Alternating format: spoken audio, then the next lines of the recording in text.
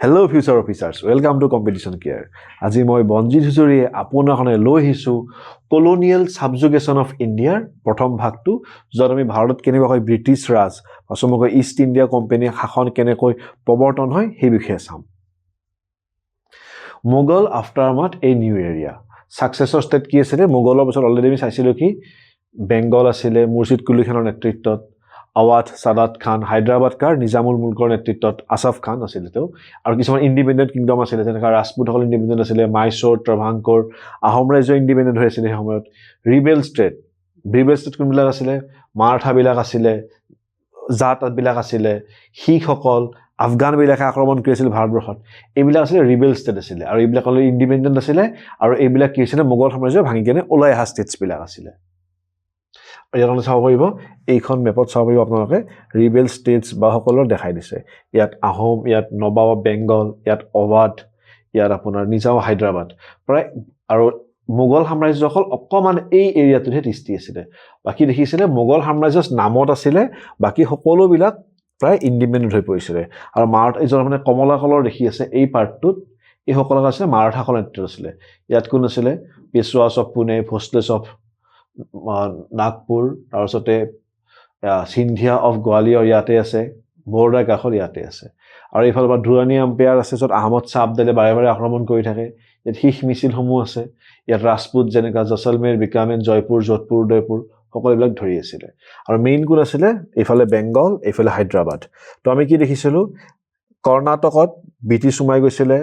হায়দৰাবাদতো British সোমাই গৈছিলে after third Anglo French হোৱাৰ পিছত কি সোমাই গৈছিলে? হায়দৰাবাদৰ কৰ্ণাটকত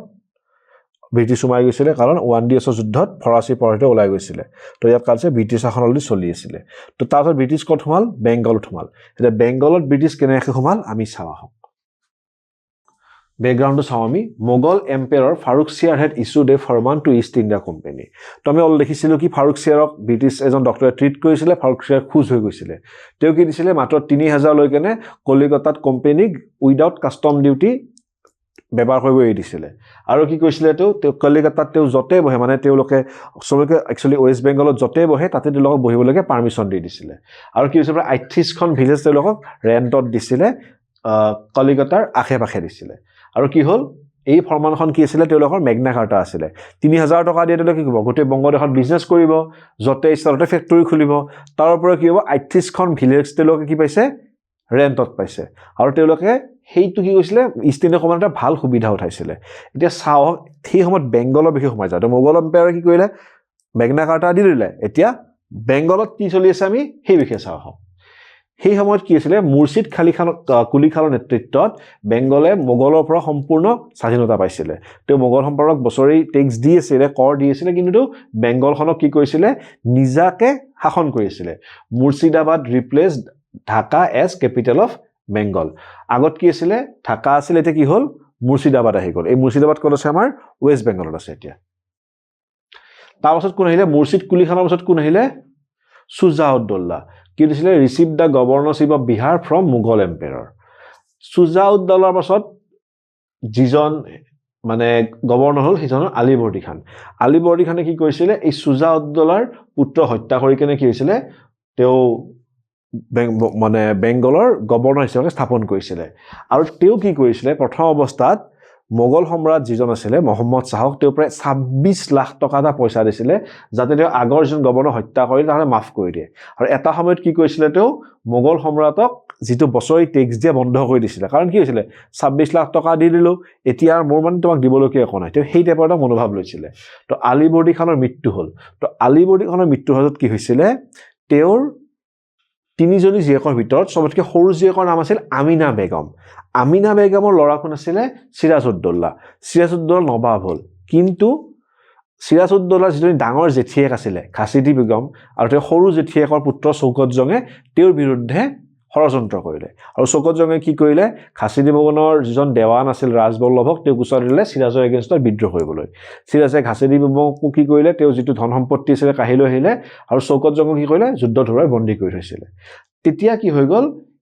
সিৰাজউদ্দৌলাৰ ব্ৰিটিছৰ লগত খং আছিলে খংখিনি কি চাওক দে ৰিপিটেডলি ভায়োলেট ফৰমান during his reign they build strong fortification opposing the law of land মানে সিৰাজউদ্দৌলাই কি কৰিছিলে এই যে মই যে ক'লো ৰায়দুৰ্লভ এই যিজন মানে ৰাজবল্লভ আছিলে দেৱান ঘাচি দিবনৰ দেৱান যিজন আছিলে ৰাজবল্লভে কি কৰিছিলে শৌকত জঙৰ লগত বিদ্ৰোহ কৰিছিলে শৌকত জংটো হাৰি গ'ল তেতিয়া এই ৰাজবল্লভৰ পুত্ৰ কৃষ্ণদাসক কি কৰিছিলে ব্ৰিটিছে নি কেনে কেলকাতাত মানে আশ্ৰয় ৰাখিছিলে যিটো নৱাবৰ খং উঠি নৱাবে বাৰে বাৰে কৈছিল তাক আমি ঘূৰাই দিয়া কিন্তু সেই সময়ত কলিকতাৰ গভৰ্ণৰ আছিল ড্ৰেক বুলি এজন মানুহ আছিলে তেওঁ কলিকতাৰ নগৰখনতে গভৰ্ণৰ আছিলে ড্ৰেকে মানে আজি দিম কালি দিম এইবিলাক কথা কৈ মানে দেৰি কৰি আছিলে আৰু সেই সময়ত কি হ'ল ফ্ৰান্স আৰু ইউৰোপৰ যুদ্ধ আৰম্ভ হৈ গ'ল দক্ষিণাত্যত তো কি কৰিলে তেওঁলোকে ইয়াতেও ফ্ৰান্সৰে নিজৰ যিবিলাক বাণিজ্যিক কোড সেইবিলাক মানে ফৰ্টিফাই কৰিব ধৰিলে আৰু ব্ৰিটিছৰ নিজৰ বাণিজ্যিক কোডবিলাক ফৰ্টিফাই কৰিব ষ্টাৰ্ট কৰি দিলে তো আৰু সেই সময়ত কি কৈছিল তেওঁলোকে এই যিটো মানে কোম্পানীয়ে 10 টক দিছিলে 10 টকৰ বাৰে বাৰে এটা মানে বেয়া সুবিধা উঠাই আছিলে ষ্টিল সিৰাজউদ্দৌলাই সেইবিলাক সহ্য কৰি চলি আছিলে কিন্তু সিৰাজউদ্দৌলা কেতিয়া খং উঠিলে যেতিয়া তেওঁ দেখিলে এই কৃষ্ণদাসক যেতিয়া স্থান দিছিলে ৰাজবল্লভৰ পুত্ৰ তেতিয়া মানে নৱাবৰ বহুত খং উঠিলে আৰু নৱাবে যেতিয়া মানে বাৰে বাৰে কটকী বুঠিয়া কৃষ্ণবল্লভক ঘূৰাই কেনে ৰাজবল্লভৰ পুতেকক তেতিয়া মানে কোম্পানীয়ে মানে অগ্ৰাহ্য কৰি দিয়ে তাৰ পাছত কি হ'ল এই যে তেওঁলোকে 45 এলা কৰে সিৰাজউদ্দৌলাই কৈ দিলে ফ্ৰান্সক ফৰাচীখিনিক ক'লে তোমালোকে নিজৰ ফৰ্টিফিকেশ্যন ভাঙি পেলোৱা আৰু ব্ৰিটিছসকলে ভাঙি পেলোৱা ফৰাচীয়ে নৱাবৰ কথা শুনিলে নিজৰ ফৰ্টিফিকেশ্যনখিনি ভাঙি পেলালে কিন্তু ব্ৰিটিছে নাভাঙিলে তেতিয়া নৱাবৰ খং উঠিলে নৱাবে গৈ কেনে কাছিম বজাৰ যিটো ব্ৰিটিছৰ ফেক্টৰী আছিল তাক আক্ৰমণ কৰিলে তো তাত থকা ব্ৰিটিছৰ যিজন মানে গভৰ্ণৰ ড্ৰেক তেওঁ নদীৰে পলাই গ'ল আৰু কি হ'ল তেতিয়া নৱাবে গৈ কেনে কলিকতা দখল কৰিলে সেই কলিকতা দখল হাতত কি হৈ গ'ল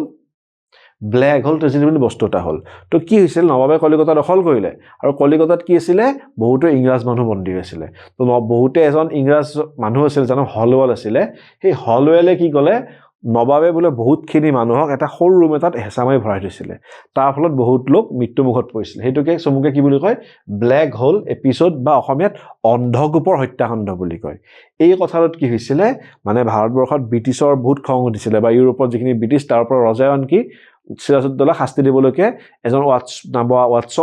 ৱাটছন নামৰ এজন নৌবাহিনী সেনাধীনক পঠিয়াইছিলে তো এফালে ৰবাৰ্ট ক্লাইভ আৰু ৱাটছ লগ হৈ কেনে আহি তেওঁলোকে কি কৰিলে আৰু এই যে ব্ৰিটিছ কিন্তু ড্ৰেক যে পিছুৱাই গৈছিলে ড্ৰেকে কি কৰিছিলে সেই সময়ত সিৰাজউদ্দৌলাই কি ক'লে কলিকতা দখল কৰি গুচি গ'ল সেই কলিকতাত তেওঁ মানিক চান্দ নামৰ এজন মানুহক কি কৰিছিলে তেওঁ মানে তাৰ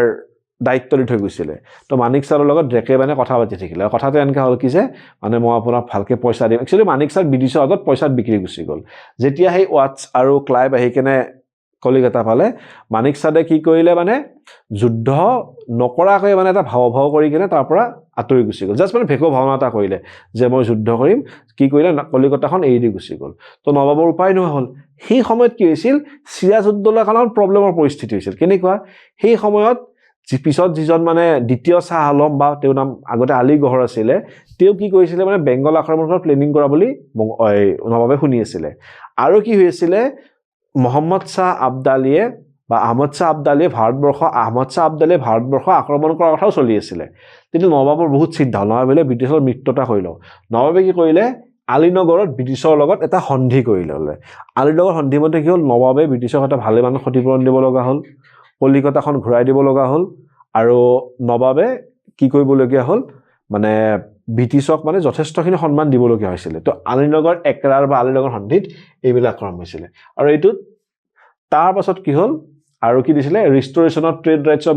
British were given permission to fortify Calcutta আৰু main reason behind battle of Plassey আৰু এই ব্ৰিটিছে যে এই যে বিনা হেৰিত যে বিজনেছ কৰিব সকলো ট্ৰেড ৰাইট ব্ৰিটিছক ঘূৰাই দিব লাগিব আৰু যিখন কলিকতা নগৰ আছে সেইখন কি কৰিব লাগিব ফৰ্টিফাই কৰিব দিব লাগিব আৰু এই গোটেইবিলাকে আল্টিমেটলি কি হৈছিলে পলাচী যুদ্ধলৈকে এটা টাৰ্ণ লৈছিলে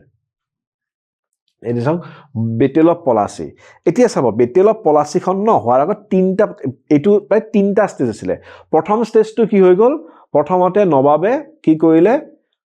কেলকাতা দখল কৰিলে কাছিম বজাৰ দখল কৰিলে হলৱাল হত্যাকাণ্ড হ'ল ঠিকেই আছে তাৰপিছত কি অন্ধকূপৰ হত্যাকাণ্ড হ'ল তাৰ পাছত কি হ'ল ক্লাইভ আৰু ৱাটছন আহিলে নৱাবে তেওঁলোকৰ লগত সেউ মাৰিলে আলীনগৰ একৰাৰ হ'ল তাতে নবাবে তেওঁলোকক যি আছিল চব ঘূৰাই দিবলগা হ'ল কেলকাতা ঘূৰাই দিবলগীয়া হ'ল আৰু কি কৰিলে কেলকাতা ফৰ্টিফাই কৰি ল'লে এতিয়া থাৰ্ড ষ্টেজটো কি আছিলে সেই সময়ত কি হয় অলৰেডি ফ্ৰান্স আৰু ব্ৰিটিছৰ যুদ্ধ লাগি থাকে তো ফ্ৰান্সৰ যিখন চন্দননগৰ যিখন কেলিকাতাত আছে কলকাতাৰ চন্দননগৰখন কি কৰিলে ব্ৰিটিছে দখল কৰিলে আৰু ফ্ৰান্সৰ মানুহখিনি কলৈকে পলাই গ'ল যিখিনি ফৰাচী মানুহ নবাবৰ ওচৰলৈ পালে নবাবে আশ্ৰয় দিলে তো ব্ৰিটিছে ক'লে কি আপুনি কাম কৰক ফৰাচীখিনি আমাক গতাই দিয়ক তো নবাবৰ ইয়াত বেয়া পাইছিল নবাবে ক'লে চোৱা ব্ৰিটিছৰ মোৰ প্ৰজা ফ্ৰান্সৰ মোৰ প্ৰজা এটা পক্ষে অত্যাচাৰ কৰাটো নবাবে ভাল পোৱা নাছিলে কিন্তু নবাবে একো ক'বও নোৱাৰে কিন্তু নবাবে ফ্ৰান্সক আশ্ৰয় দিলে এই ক্ষেত্ৰত কি হ'ল নবাবৰ ওপৰত ব্ৰিটিছৰ বিৰাট খং উঠিলে তে ব্ৰিটিছে ভাবিলে কি নাই সিৰাজউদ্দৌলা শাসনত থাকিলে নহ'ব তেওঁক ভাঙি আমি নতুন নবাব পাতিব লাগিব এই ক্ষেত্ৰত সেই মানিক চান্দ জগত শেখ উমি চান্দ ৰায় দুৰ্লভ মিৰ্জাফৰ যিটো মোগল সেনা মানে মেইন সেনাপতি আছিল নবাবৰ সকলো লগ হৈ প্লেন কৰিলে প্লেনত কি হ'ল কি তেওঁলোকে সিৰাজক গুচাব আৰু মিৰ্জাফৰক ৰজা পাতিব আৰু নবাব পাতিব তো নবাবৰ এইটো কথা নবাবে গম পাইছিল নবাবৰ উপায় নাছিলে কাৰণ কিয় নাছিলে সেই সময়ত নবাবৰ নিজা সৈন্যবাহিনী প্ৰায় নাছিলে নবাবৰ মেইন সৈন্যবাহিনী কাৰ হাতত আছিল মিৰ্জাফৰ ৰায় দুৰ্লভৰ হাতত আৰু সেইবিলাক কি আছিলে ভেৰণীয়া সৈন্য বা মাৰ্চেনাৰী টাইপৰ সৈন্য আছিলে যিফালে পইচা দিয়ে সেইফালে যুদ্ধ কৰে আৰু তেওঁলোকৰ লয়্যালিটি কাৰ প্ৰতি আছিলে তেওঁলোকৰ যোন কামাণ্ডাৰ যেনেকা ৰায় দুৰ্লভ আৰু মিৰ্জাফৰৰ প্ৰতিহে তেওঁলোকৰ আনুগত্যটো আছিলে তো এনেকৈ কাহিনীবিলাক আগবাঢ়ি থাকিলে আৰু মিৰ্জাফৰ আৰু এইবিলাক মানুহৰ কথা শুনি কেনে নবাবৰ উপায় নাছিলে ফৰাচীখিনিকো তেওঁ কৰিলে ৰাজধানী মুৰ্ছিদাবাদৰ পৰা উলিয়াই দিলে এতিয়া হ'ল battle of Plassey strong force under Robert Clive from Madras British captured French settlement Chandannagar এইটো গম পালোঁ secret alliance with the traitors Mir Jafar commander Rai Durlabh Jagat Seth Omichund Siraj-ud-Daula was defeated Mir Jafar was placed in throne by the British এতিয়া পলাচী যুদ্ধত কি হৈ গ'ল যুদ্ধ কৰিব আহিলে ব্ৰিটিছে এইফালৰ পৰা সৈন্যবাহিনী আগুৱাই আহিলে আৰু এফালৰ পৰা কি কৰিলে নবাবে সৈন্যবাহিনী আগুৱাই আহিলে নবাবৰ সৈন্যবাহিনী কাৰ লিডাৰত আছিলে মিৰ্জাফৰ আৰু ৰায় দুৰ্লভৰ হাতত আৰু ব্ৰিটিছৰ সৈন্যবাহিনী কাৰ আছিলে স্থলসেনা বাহিনী আছে ৰবাৰ্ট ক্লাইভ জলসেনা আছে ৱাটছ আৰু উপসেনাপতি হিচাপে কৰ্ণেল কিলপেট্ৰিক বুলি এজন লেফটেনেণ্ট কৰ্ণেল আছিল কিলপেট্ৰিক বুলি এজন সৈন্য অধিনায়ক আছিলে তো পলাহী যুদ্ধ হ'ল পলাহী যুদ্ধ আগে ক্লাইভে নবাবৰ বা এই ৰায় দুৰ্লভৰ মিৰ্জাফৰক ক'লে দুটা কথা অপশ্যন দিলে অপশ্যন কেনেকুৱা আছে প্ৰথম কথা নবাবৰ হৈ মোৰ লগত ভালকৈ যুদ্ধ কৰা কৰি ৰিজাল্ট কি হয় দেখা যাব 2 নম্বৰ আছিলে তোমালোকে এটা কাম কৰা কি তোমালোকে যুদ্ধ কৰা ভাও দি কেনে নবাবক মাৰি পেলোৱা আৰু এটা অপশ্যন কি আছিল নহ'লে তোমালোকে যুদ্ধ নকৰিবাই এনেই বহি থকা আমি ৰাতি নবাবক আক্ৰমণ কৰি হত্যা কৰিম এইখিনি আছিল ব্ৰিটিছৰ পলিচি তো অলৰেডি কি হ'ল যুদ্ধ আৰম্ভ হৈ গ'ল যুদ্ধ কোনে আৰম্ভ কৰিলে নবাবৰ দুজন উপসেনাপতি বা পালি সেনাপতি তেওঁলোক কোন আছিলে মীৰ মৰ্দান আৰু মোহনলাল দুজনে কি কৰিলে যুদ্ধ আৰম্ভ কৰিলে নবাবৰ লগত যুদ্ধ হ'ল মীৰ মৰ্দান আৰু মোহনলালে ব্ৰিটিছৰ লগত সম্পূৰ্ণ যুদ্ধ আক্ৰমণ কৰিলে আৰু তেওঁলোকৰ লগত কি আছিল আৰ্টিলাৰী বাহিনী আছিলে আৰু মিৰ্জাফৰ আৰু ৰায় দুৰ্লভৰ হাতত কি আছিলে অশ্বাৰোহী সৈন্যবাহিনী প্লেনটো কেনেকুৱা আছিলে মীৰ মৰ্দান আৰু মোহনলালে আৰ্টিলাৰীৰে গুলীবৰ্ষণ কৰিব মিৰ্জাফৰ আৰু ৰায় দুৰ্লভে কি কৰিব অশ্বাৰোহী সৈন্য লৈ কেনে ব্ৰিটিছক শেষ কৰি দিব তো কি হ'ল গুলিটো ঠিকে চলিলে কিন্তু ঘোঁৰা সৈন্যখিনি নগ'ল তো যুদ্ধ লাগি থাকোঁতে মীৰ মৰ্দানো যুদ্ধত মৰিলে তেতিয়া ভয় খাই কেনে সিৰাজউদ্দৌলাই মিৰ্জাফৰক ক'লে বোলে আপুনি আক্ৰমণ কৰক তো মিৰ্জাফৰে গোটেই দিনটো কৰিম বুলি কয় শেষত সিৰাজউদ্দৌলাক ক'লে বোলে আজি যুদ্ধখন কৰি লাভ নাই আমি কাম কৰক আজি পিছুৱাই যাওঁ আহক আমি নহ'লে বা যুদ্ধ কৰি লাভ নহ'ব তো উপায় নাপায় ৰজাইতো যি কয় মিৰ্জাফৰ তাকে শুনে কাৰণ ৰজাই নিজে ধৰিবই পৰা নাই ৰজাই কি কৰিব ৰজাক বহুত কম বয়সীয়া ডেকা ৰজা আছিলে তো সিৰাজউদ্দৌলাই কি কৰিলে মোহনলালক বাৰে পিছুৱাই আহিব ক'লে মোহনলালে ক'লে মই পিছুৱাই গ'লে যুদ্ধখন কিবা সৈন্য পলাই দিব তো উপায় নাপায় এখন বহুবাৰ কৰাৰ পাছত মোহনলালে পিছুৱাই আহিলে মোহনলালে পিছুৱালত কি হ'ল যিবিলাক গোলন্দা সৈন্য আছিলে সেইবিলাক পলাই গুচি গ'ল ভয়তে এইবিলাক সেনাপতি পিছুৱালে তো আমি পিছুৱাই যাওঁ আৰু মিৰ্জাফৰে কি কৰিলে গধূলি 4টামান বজাত তাৰ পৰা পলাই গুচি গ'ল যে সিৰাজউদ্দৌলাই দেখিলে কি মিৰ্জাফৰৰ কথা শুনাৰ পাছত কি হ'ল তেওঁ যিটো কেম্প আছিলে কেম্প গোটেই খালী উপায় নাপায় সিৰাজউদ্দৌলাই কি কৰিলে মুৰ্ছিদাবাদলৈকে পলাই গ'ল তো ক্লাইভে আহি দেখিলে কি যুদ্ধ নহ'লে মানে নবাবৰ 500মান মানুহ মৰি ব্ৰিটিছৰ 18ৰ পৰা 30টামান মানুহৰ ক্ষয়ক্ষতি হ'ল তো ব্ৰিটিছে কি কৰিলে একদম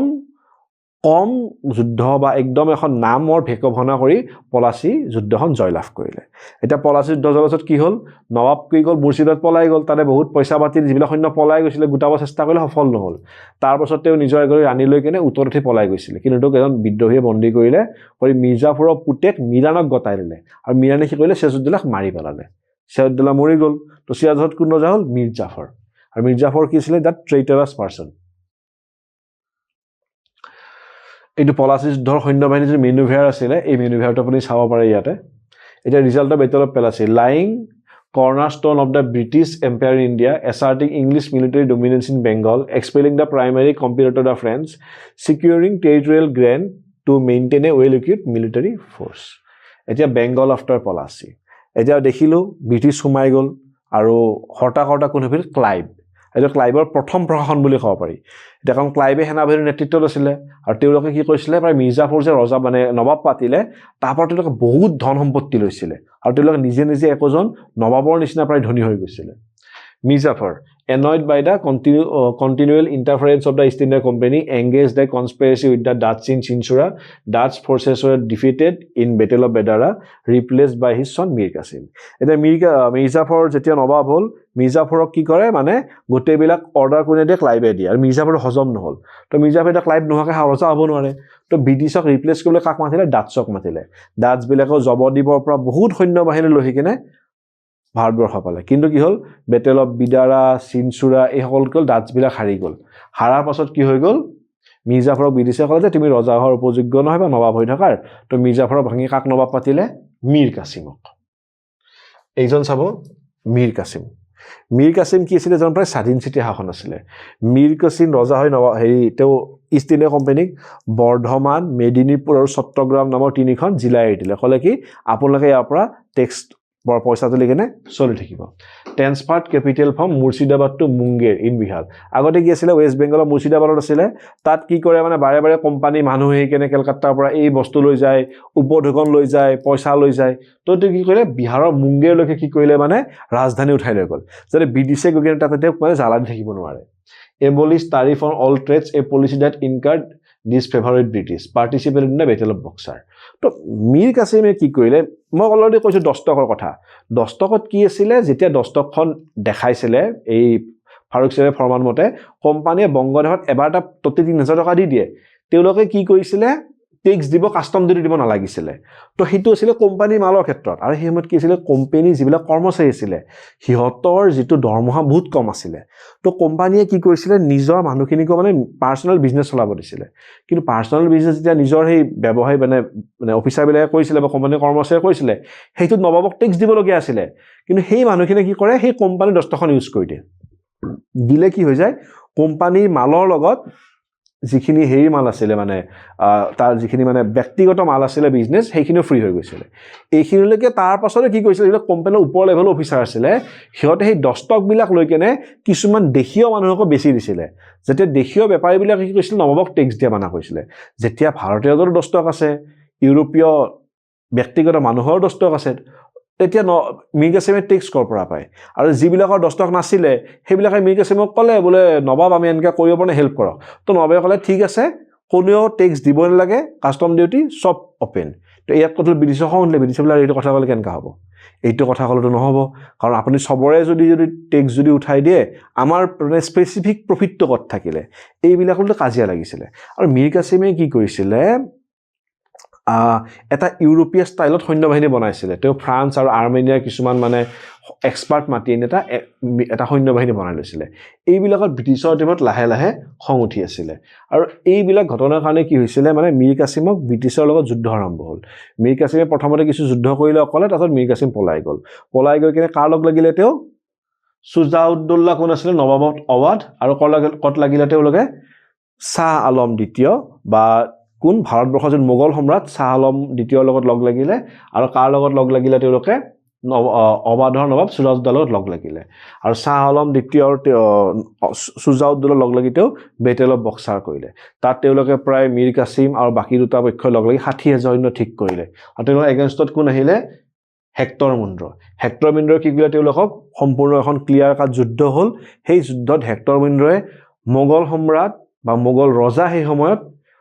অবাধৰ নবাব আৰু বেংগলৰ নবাবক সম্পূৰ্ণ পৰাভূত কৰিলে আনকি এনেকা হৈছিল কি শাহ আলম প্ৰায় ব্ৰিটিছৰ হাতত বন্দী হোৱাৰ নিচিনা অৱস্থা হৈ গৈছিল আৰু উপায় নাপাই কিনে মীৰ কাছিমে কি হ'ল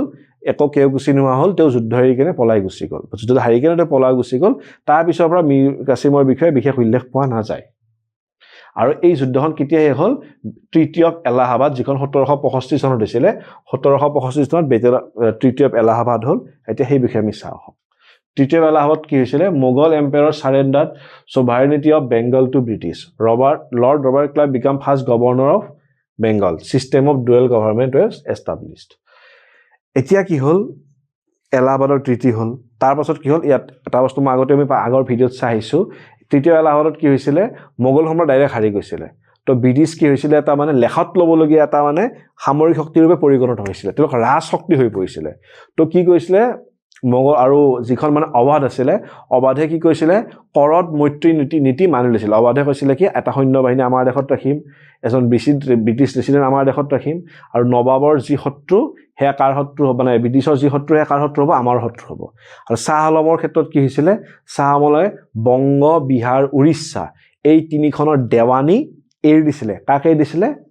কোম্পানীক আৰু তাৰ বিনিময়ত কোম্পানীয়ে সম্ৰাটক বছৰি 26 লাখ টকাহে দি থাকিব তিনিখন ডাঙৰ স্টেট এৰি দিছে তাৰ বিনিময়ত কি পাব বছৰি মাত্ৰ 26 লাখ টকা পাব তো কোম্পানীয়ে যথেষ্ট প্ৰফিট কৰিছিলে এতিয়া তাৰ পাছত কি হৈছিলে মীৰ কাছিম গ'ল তো মীৰ কাছিমৰ ওচৰত কাক বহাইছিলে শাসনলৈ মিৰ্জাফৰক বহাইছিলে তো মিৰ্জাফৰক আকৌ কি কৰিলে ছেকেণ্ড টাৰ্মৰ কাৰণে বহালে কিন্তু সেইবোৰ কি হ'লে ক্লাইভে ডুৱেল শাসন চলালে বা দ্বৈত শাসন ইয়াত কি আছিল চাওক ডুৱেল শাসনত diwani rights revenue and civil rights of Bengal Bihar Orissa were transfer to EIC বা ইষ্ট ইণ্ডিয়া কোম্পানী যিটো তাৰ মানে প্ৰশাসন আৰু যিটো মানে ৰেভিনিউ থাকিব সেইটো কাৰণে ইষ্ট ইণ্ডিয়া কোম্পানীত থাকিব nizamati rights were with the Indian ruler আৰু যিবিলাক মানে দেশ চলোৱা কামবিলাক সেইবিলাক চাব নিজামে এতিয়া চাব প্ৰব্লেমটো মানে নবাবে চাব সমস্যাটো চাব কি আপুনি শাসন চলাব সব চলাব কিন্তু আপোনাৰ কি নাই মিলিটাৰী পাৱাৰ নাই আপোনাৰ পইচা নাই তো আপুনি শাসন কেনেকৈ মানুহ উন্নতি কৰিব তো এইটো কি আছিল এক প্ৰকাৰে কোম্পানীৰ লাভৰ কোম্পানীয়ে ৰজা হৈ থাকি শাসন বা ৰজা বা শাসন হৈ থাকি চলাই থাকি থাকিব কিন্তু তেওঁলোকে মানুহৰ দায়িত্ব হয় তেওঁলোকৰ পইচাৰ দায়িত্ব নাই তেওঁলোকে প্ৰশাসনৰ দায়িত্ব নাই আৰু নবাবে কি কৰিব নবাবে গোটেইবিলাক ঠিকে মেইনটেইন কৰিব কিন্তু তেওঁৰ পইচাও নাই তেওঁৰ সৈন্য বাহিনীও নাই company okay ruler was depended on the company for fund and force নবাবক যদি পইচা লাগে কাক খুজিব লাগিব কোম্পানীক খুজিব লাগিব নবাব ফাণ্ড লাগিলে কোম্পানীক খুজিব লাগিব আৰু এই আছিল দ্বৈত শাসনটো এটা অত্যন্ত দ্বৈত শাসনটো কি আছিলে অত্যন্ত বেয়া ফল আছিলে তাত কি হৈছিলে বংগদেশৰ অৱস্থা বেয়া হৈ গৈছিলে তাত কোম্পানীয়ে লুটি পুটি টেক্স লগাই কেনে মানুহক বহুত জ্বালা দিছিলে আৰু the dual system governance was chaotic and highly unorganized. It led to Bengal famine of 1770. এই 1770 চনত বেংগলৰ ফেমাইন হৈছিল তাত সেই সময়তে হিচাপ মতে প্ৰতি 16 জন মানুহৰ মাজৰ 6 জনে মৃত্যুমুখত পৰিছিল 16 জন মানুহৰ ভিতৰত 6 জন মানুহে কি কৰিছিল মৃত্যুমুখত পৰিছিল খাব নাপায় কেনে Warren Hastings after assuming power abolished the dual government in 1772 যেতিয়া ওয়ারেন হেষ্টিংছ কি হল বংগদেশৰ গভৰ্ণৰ জেনেৰেল হৈছিল তেওঁ এই ডুৱেল সিস্টেমটো ঘটাই দিছিল আৰু তেওঁ কি ঘটাই দিছিল লগতে 10 টক পঠাকো এই ওয়ারেন হেষ্টিংছে গুছাই দিছিল ওয়ারেন হেষ্টিংছে কৈছিল যে এইবিলাক কি আছিল কাৰো প্ৰফিটৰ কাৰণে নহয় এইবিলাক মানুহ লছ কৰি আছে সো তেওঁবিলাক বস্তু গুছাই দিছিল The EIC for first time took over the administrative control of a state. Bengal became first state annexed by British. তো বেংগল কি আছিল এটা সম্পূৰ্ণ ব্ৰিটিছৰ হৈ গৈছিল এতিয়া হায়দৰাবাদ বা আৰকটত বা কৰ্ণাটকত কি ব্ৰিটিছ সোমাইহে আছিল বেংগল কি আছিল তোমাৰ নিজৰ ষ্টেট আছিল এয়া চাওক ফেমাইনৰ সময়ত মানুহৰ কেনেকুৱা অৱস্থা হৈ গৈছিল সকলোৰে হাৰচাল ওলাই গৈছিল তো এইবিলাক কি হৈছিল সেই সময়ৰ মানে কিছুমান ঘটনা যাৰ ফলত ক্লাইভ আওপকি হলে দায়ী আছিল ক্লাইভে এই বেংগলত দ্বিতীয় টাৰ্ম শাসন কৰি বা ক্লাইভে যেনেকৈ ডুৱেল গভৰ্ণমেণ্ট চলাই নিজকে অত্যন্ত ধনী কৰি পেলাইছিল আৰু তেওঁ লগতে ইষ্ট ইণ্ডিয়া কোম্পানীৰ কৰ্মচাৰীসকলক বহুত পইচা লুটিপুটি ভাৰতৰ পৰা লৈ গৈছিল এতিয়া চাওক সেই সময়ৰ কিছুমান গুৰুত্বপূৰ্ণ টাইমলাইন আমি চাব বেটেল অফ পলাচী কেতিয়া হল 1757 চনত হল তাৰ ডেসক্ৰিপচনটো চাওক আপোনালোকে Clive defeated Siraj ud Daula establish British territorial rule in India Battle of Boxer hol 1764 Clive victory actually Hector Munde যুদ্ধ কৰিছিল বা East India Company's victory over Nawabs of Bengal and Awadh and the Mughal Emperor solidify English power Treaty of Allahabad আমি চালো English were granted Diwani over Bengal Bihar and Orissa তিনটক দেৱানী right পৰে বছৰে মাত্ৰ 26 লাখ টকা দিলে হৈ যাব নবাব আৰে মোগল সম্ৰাটক ডুৱেল গভৰ্ণমেণ্ট 1765 পৰা 1772 লৈ প্ৰায় 7 বছৰ ধৰি চলিলে A period of dual government in Bengal under British administration. ইয়াত কি হল বংগদেশৰ অৰ্থনৈতিক আৰু সামাজিক গাঁথনি ভাঙি গল তো আমি দেখিলো কি ব্ৰিটিছ আহিলে প্ৰথমতে কি কৰিলে ফ্ৰান্সক হৰাই ললে তাৰ পাছত কি হল বেটেল অফ পলাচী থমালে বেটেল অফ পলাচীত কি হৈছিল 500ৰ বেছি মান হতাহত হোৱা নাছিল এখন মক ওয়াৰ কৰি তেওঁলোকে কি কৰিলে ভাৰতবৰ্ষখনক অধিকাৰ কৰিলে আৰু পিছত বক্সা যুদ্ধ কৰিলে সম্পূৰ্ণ ফুল ফ্লেজেড ৱাৰ এখন কৰি তেওঁলোকে ভাৰতৰ তিনিটা শক্তি মোগল সম্ৰাট অৱাধৰ নবাব আৰু বেংগল নবাব হৰুৱাই কেনে নিজক এটা ৰাজশক্তিত পৰিণত কৰিলে এইদৰে বেংগল দখল কৰাৰ পাছত তেওঁলোকে লাহে লাহে ষ্টেপ ল'লে ভাৰতবৰ্ষত কেনেকৈ সোমাব তো আমি নেক্সট ভিডিঅ'বিলাক লৈ আহিম ইয়াৰ পাছত তেওঁলোকে কেনেকৈ মাৰাঠাসকলক পৰাভূত কৰিলে শিখ ৰাজ্য দখল কৰিলে এই সকলো বিষয়ে আমি চাম গতিকে ভিউৱাৰ্ছ আমাক লাইক শ্বেয়াৰ আৰু ছাবস্ক্ৰাইব কৰি থাকিব ধন্যবাদ বিদায়